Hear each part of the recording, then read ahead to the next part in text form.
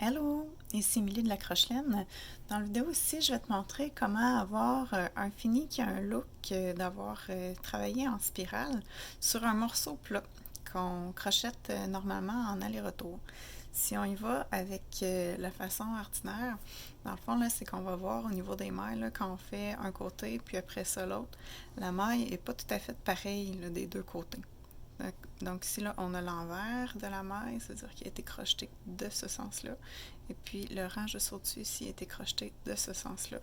Donc ce qu'on veut faire, c'est donner le look qu'on a ici là, du travail en rond comme ça. Là. Si on voit la maille, là, elle est vraiment toujours dans le même sens. Donc ce qu'on va faire, on va prendre un morceau que j'ai déjà commencé, là, mais c'est le même concept, là, même quand on part du début.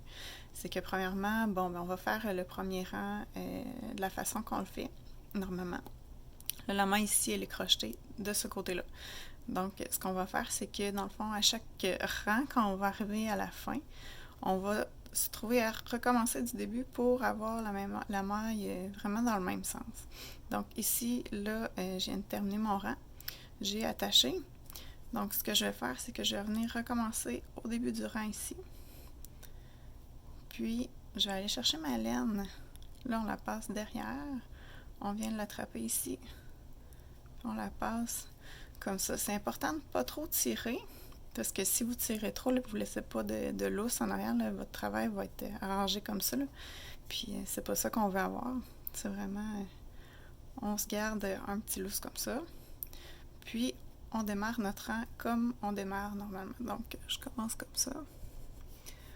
Puis, on crochette comme on crochette d'habitude. Le fil en arrière, on s'en préoccupe pas. Si vous voulez le cacher, vous pouvez venir le chercher en même temps, là, en piquant au travers de vos mailles comme ça, là, à travers vos V, aller passer par-dessus pour aller cacher le fil. Moi, ça me dérange pas qu'il reste là parce que de toute façon, quand j'utilise cette technique-là, c'est pour venir rajouter une pièce par-dessus un toutou. Donc, ce que ça donne, c'est que ça donne vraiment le même fini que quand je crochette en continu en rond. Donc, je vais vous montrer comment on attache rendu au bout. On n'a pas besoin de couper la laine, c'est ça qui est le fun. Alors, là, je suis rendue au bout. Là, vous voyez que la maille est vraiment dans le même sens que celle en dessous. Là. Donc, le fini est pareil. Donc, rendu au bout pour attacher, vous avez deux choix. Soit on ouvre la boucle, on prend la balle de laine, puis on vient la passer au travers. Là. Puis après ça, on tire. Ou ce qu'on peut faire tout simplement, c'est de passer la boucle au travers du morceau comme ça.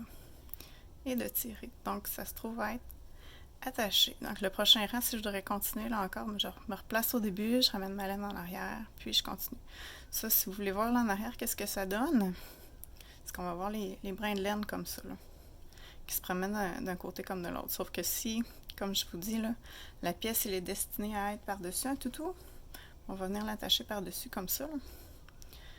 Puis là, ben, les fils en arrière ne paraîtront pas. Puis, en regardant la laine comme ça, on va avoir le même style de maille que si on l'avait fait en rond. Et voilà, c'est pas plus compliqué que ça. Bon crochet!